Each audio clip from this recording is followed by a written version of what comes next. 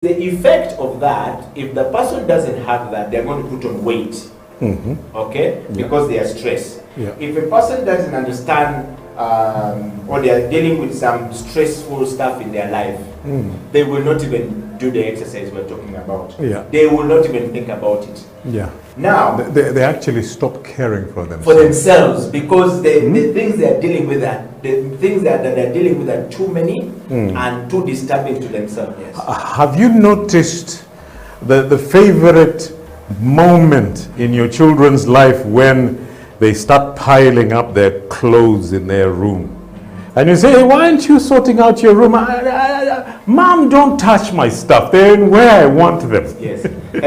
But you, the person who walks in, realizes this is a mess. But all teenagers go through that. But it's a form of depression. It's a form of pressure that mounts amongst peers, amongst expectations from your family, especially we, the fathers and mothers. We exert a lot of pressure on our children. And quite often when it really gets to the worst stage where some of your children or you yourself have started drinking, your hygiene goes down south. And you don't realize you're a menace to society by just the level of your hygiene. When you're on the way, on the upswing, it could be going to clubbing the way we used to do, or it could be finding more than 1,000 partners, or it could be with hard drugs and even worse things in life. But the best ones normally go and start doing fitness training. A lot of people who go through fitness training are people who are getting their lives back on track. You're losing the big disease of this country, which is apathy. A sense of helplessness, a very niggling frustration that you can't open the doors that you seek. You can't find that key to your happiness. You can't find the key to success. You realize particular people are the ones gaining, and it becomes a total frustration. It becomes a total frustration. That form of total frustration is what we call apathy. Apathy, like I said, is just your mind is totally blacked out. Your mind has actually gone blank. And that's the reason the hygiene suffers. Your social skills, your motor skills, and you become antisocial. When you become a menace to society. In that space, 54 years down the road, you have gone through this life before. Yes, please. What advice would you give to a man who doesn't even know they have this problem? Have left themselves to go down the drain? Downhill, The young man who have lost the conversation with the parents. They are not seeing eye to eye. We were having a conversation with some young people today. Amazing people. The eloquence. Really the eloquence. Disturbing. It says, my mother doesn't understand me, my father doesn't understand me. But I just feel like, let me get out of this home. But remember, that has been our mantra since the 60s, since people learned to use music to communicate. Remember Prince of Bel-Air, a rap song in the 90s. Parents just don't understand. It became a big hit, yet he was singing something that was there in a mantra in the 60s and the 70s. The same message is coming out. My point is, if a child does not scream out for help, they normally do it by really causing havoc. Even breaking your screen at home is a form of scream for help. You know? Are we talking to them? Are we listening to them? Or do we want to bring the handcuffs and lock them up? You know? But that's remember, I want to put to you, John. Do you parents really take time to listen to the young? And what is the problem? Do you understand the young? I want to bring this to you because you are the bridge. You keep saying I am the bridge between the millennials and this. I understand them. What wisdom? How do they listen to them? Let me give you two aspects in my family. I'm a brooding, quiet type. My wife is a bowler. Ebola, somebody says, why? You know it by morning that she's waking them up. And there's quite a lot of clutter verbally. What? Sometimes when I do it, she actually comes. Are they actually awake? Yeah, they're having their breakfast. They're about to leave. She's like, but I didn't hear anything. I said, we have different. The dynamics of talking, father, mother. Yeah. For me, I'm an alpha male. My brooding is a threat, but my talking has to be soft. I play the good cop, bad cop. But I am the type that shows my weakness, but also discusses it. I don't dwell on Tuswara, you shouldn't show weakness. For me, I believe discussing your weakness is actually a strength. It's an ironic thing, but at a psychological level, by the way, it is powerful. It is incredibly powerful. This great leader we just lost was somebody who dared to discuss the undiscussable. It's like, through my taxes, I can build these. I don't need 20 trillion shillings to build these roads if I'm gaining 8 million or 7 trillion shillings from taxes. So why should I be pressurized into getting a loan that my great-grandchildren are the ones going to pay? That was the president discussing what they could do. I had an amazing moment with my son where I was busy scratching my thing for the next loan, and he tells his mother, tell dad I'll pay this semester. There was a mixture of anger, disgust, but feeling small. Yes. And then the philosopher in me settled and said, my God, my son has woken up.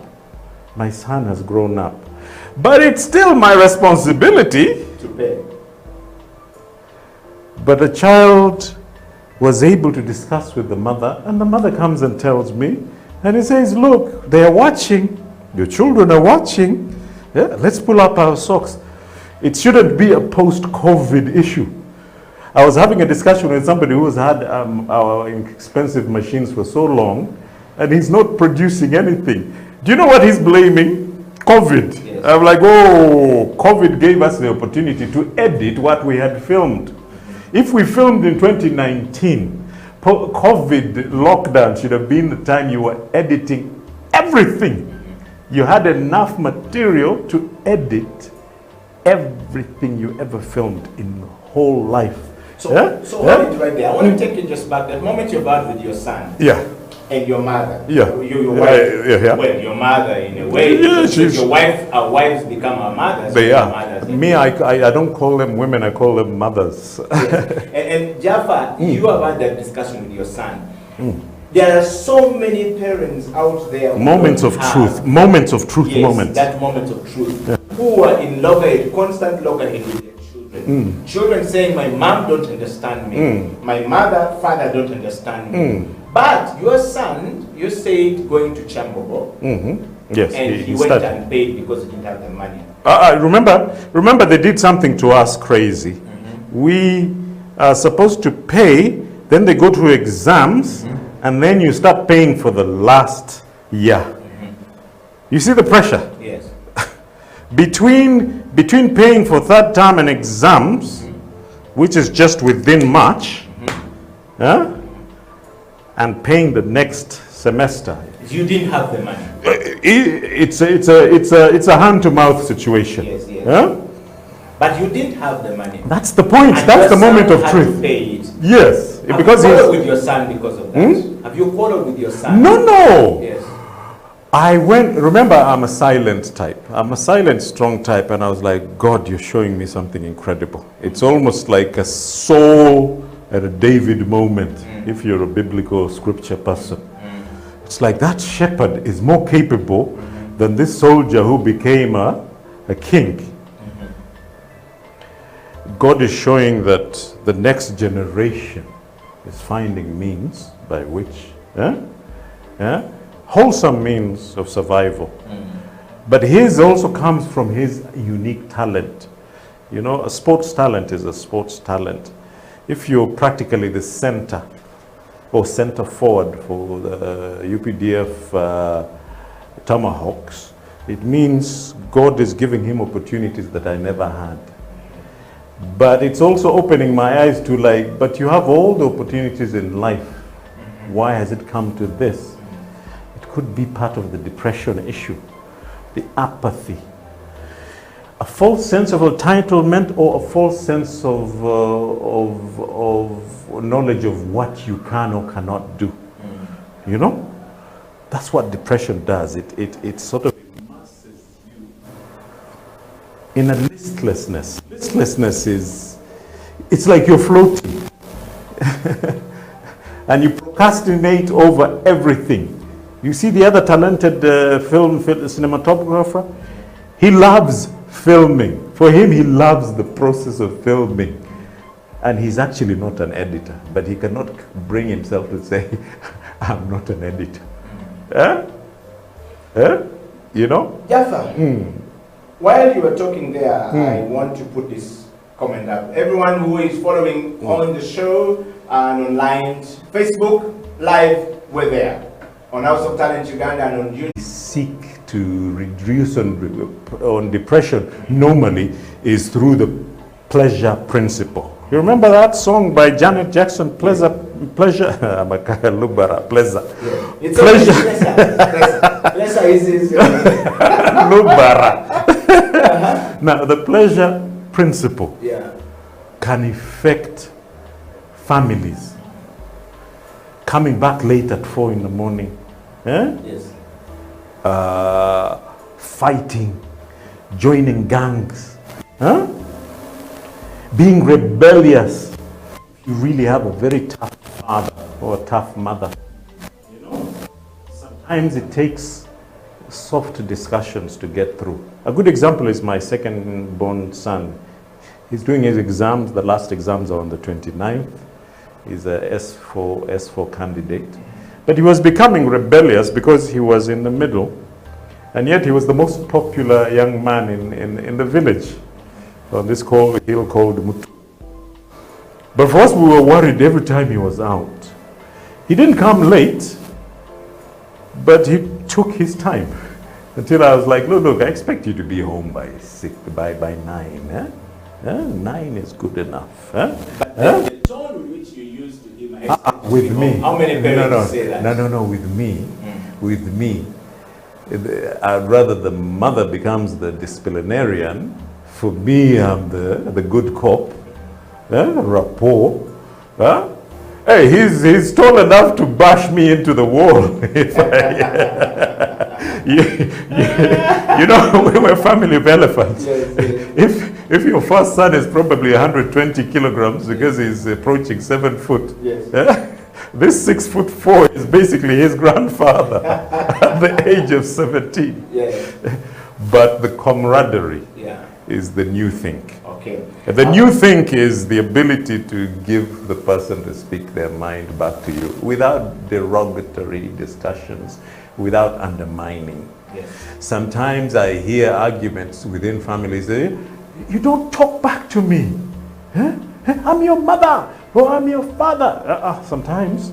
Listen to what they're saying. It's actually not insulting what they're saying. Yeah. Just like my son saying, tell dad, I'll pay. That was a put down. No. Yeah. For me, wow, it was a moment. But Jaffa, talking of that, I met so many young people who are sick, who are bitter in my line of work. Every single day, addicted to substance. And then substance abuse to come in. You are a father whose voice to the son changes. But there are to all my children. To all your children. But there are many people out there who don't know how to deal with the young people. The young people are looking for how to relate with them and they don't know. The mother is looking for how to relate, they don't know. And how can we help the mothers and fathers to know what you've just explained?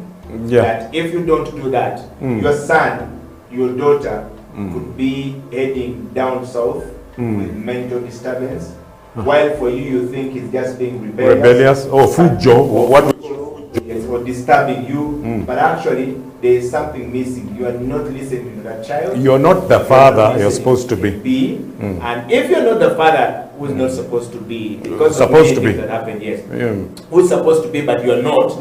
Because also I understand parents, and I will explain this to you. Parents are dealing with so many things every single day. The pressure of you going to look for money to look after your children. The pressure if you're going to pay the bills, the pressure of so many things going, they are coming from a well-meaningful point of view. But their sense of protection to the children, their sense of saying, and your father and your mother, listen to me, is not coming from a bad place.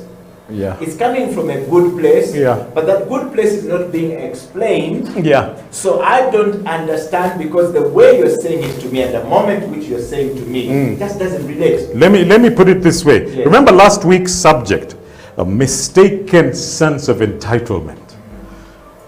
I'm your father. That same person will say that the 3 kilograms of liver is mine. No one should touch that one. You can eat the musurani, that is liver, that is the intestines. No one touches the sweet liver. That mistaken sense of entitlement can also come out in you actually having a narcissist attitude, a selfish attitude. Sometimes when I go on big trips and my children rarely go on it, it comes across as being selfish. What is the give back to family? Huh? How much are you giving back to family? We talked at a nation level, but there's also the nuclear family. Yeah. You get, huh? Yes. And an important thing happened. A lot of absentee parenthood. You're there, but you're not there. My brooding could be worse. My brooding. I might be there, but I'm not there, Jaffa. But that's what. Yes, but that's the point I'm saying. Yes. Jaffa could be there. Yes. Jaffa could be a nice father who says nothing. Yes. But because I'm in a shell, I've become a tortoise. Are you getting me? Yeah, but and it's the same. My father could be going now this is the beauty. Yeah. My daughter's the type that knows how to tickle herself into the discussion. It's a quick and a question, but they realize that dad answers.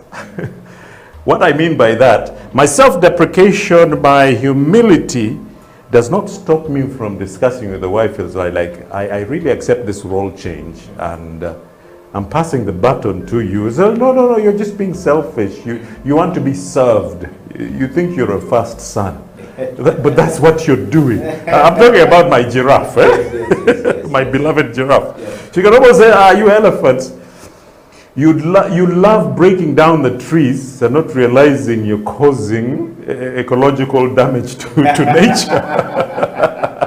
The amount of damage you can do by brooding or by overspending in your pleasure principles comes back to haunt you by actually the repetition of that by your children.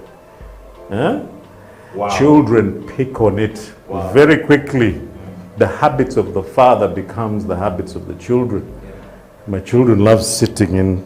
You know the modern, what's the modern book? This 6-inch. No, these 6-inch pages. iPhone and 6 so foot it is pages. not book face. There are 6-inch books in front of people's faces. And Facebook.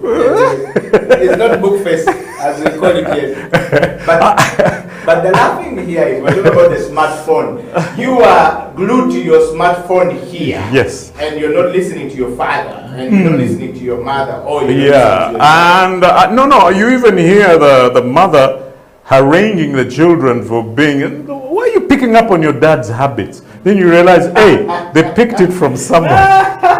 The day they came asking you for a phone was just to become like you. Yes.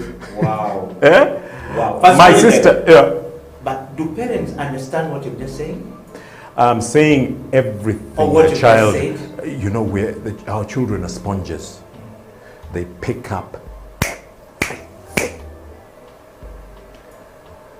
And the traumas come from the little things you tell them.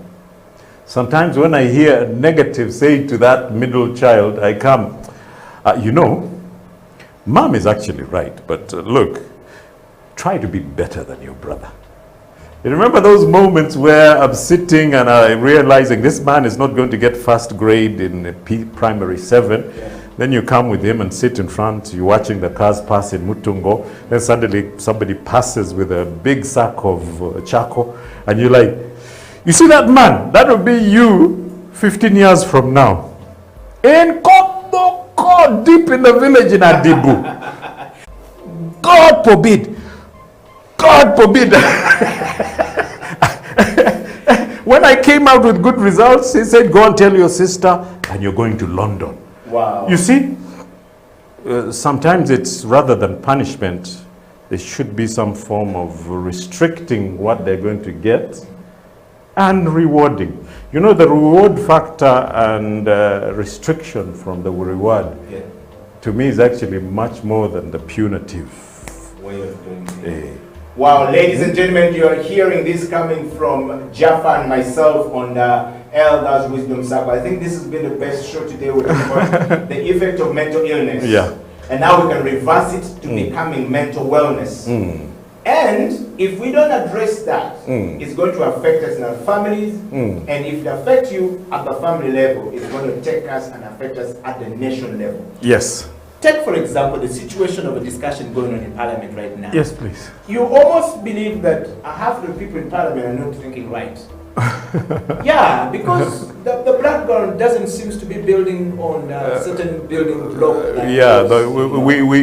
We don't seem to have the moral fabric. Okay. Whether are they morally okay? How can they be told that this? Members of Parliament could be mentally healed? But like I said, we are listening to pure narcissism. Do you know we've chosen all our subjects very specifically and strategically? We've been cynical, by the way, me and this gentleman here.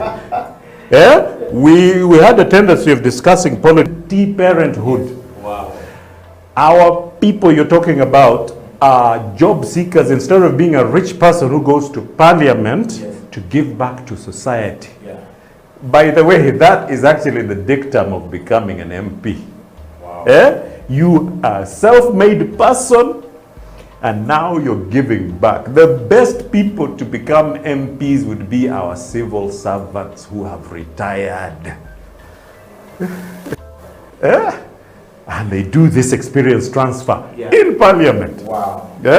Well, the Elders Wisdom Circle is coming to the evening of it today, and we're talking about mental health. You forgot about this one. We're not yet going to talk to Jaffa because we have to talk about this last part of it. I'm a health and fitness coach, and I meet so many people in my line of work every single day who are suffering with so many things, mentally perturbed, mentally disturbed. And that affects their level of effectiveness when they try to do something different. And I want to explain something people don't understand. How do people get to be mentally disturbed? Because somebody has said, hey, Killer, you are talking about this, a very good topic on the show, but how do people become mentally disturbed? People become mentally disturbed because there are 3 parts of the brain, Jaffa. Yes. And I want to share this with you and everyone out there watching the show. I appreciate this. Number 1, there is this front part of the brain. I'm now speaking from a technical point as a coach, and Jaffa is going to close it as a elder. Yes. 1, you have this part, Jaffa, and this part is what they call the wisdom part of the brain. This one here, wisdom part of the brain. Yes, it's rightly so. Is where God lives. Is where our wisdom is, stored. Is everything that runs a human being is there.